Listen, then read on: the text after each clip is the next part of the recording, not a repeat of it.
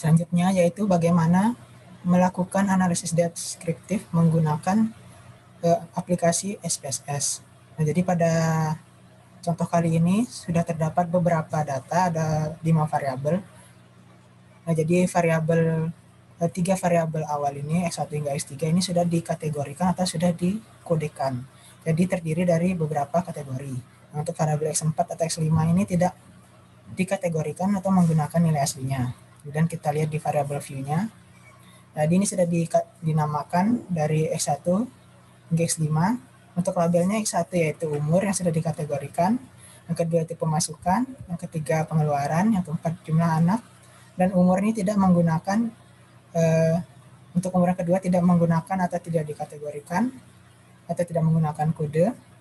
Jadi untuk pengukurannya itu nominal. Namun jika menggunakan pengkategorian atau dikodekan, maka pengukuran itu menggunakan scale.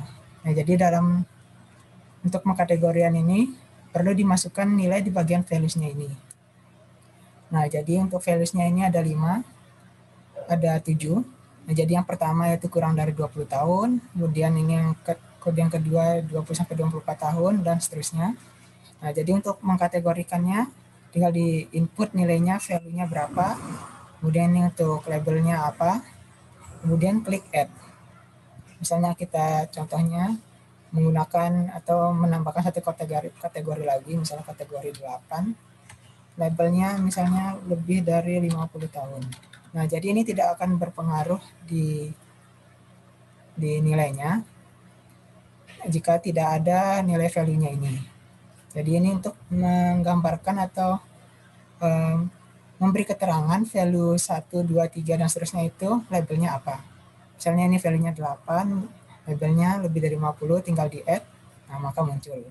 Jika diubah, tinggal diklik saja, kemudian kita ubah nilainya misalnya lebih dari 60, tinggal di change.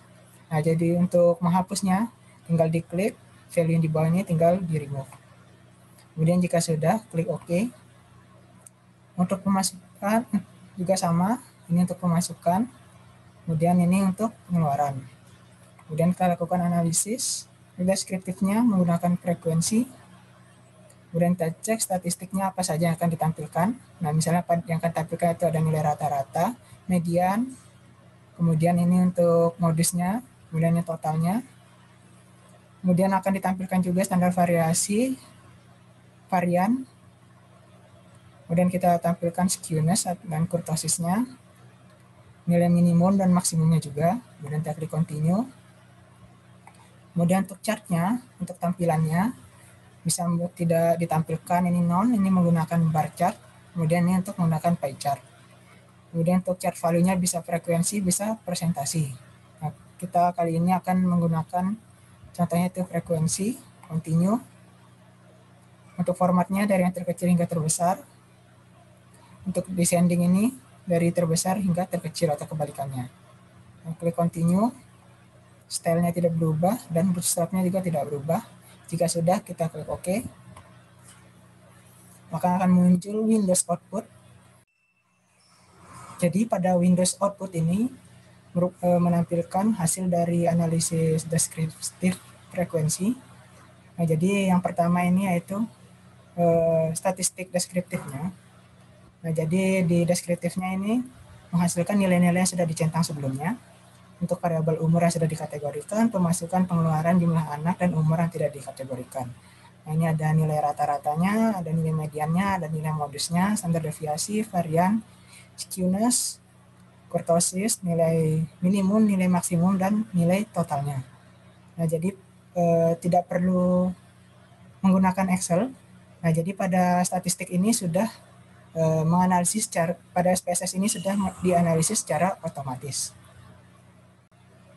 Nah, kemudian untuk tabel frekuensinya, nah jadi di bawah ini untuk tiap kategori ini ada frekuensi, kemudian ini ada presentasi, kemudian ini untuk kevalitannya, kemudian ini persen kumulatifnya. Kemudian sama juga untuk variabel-variabel yang lainnya.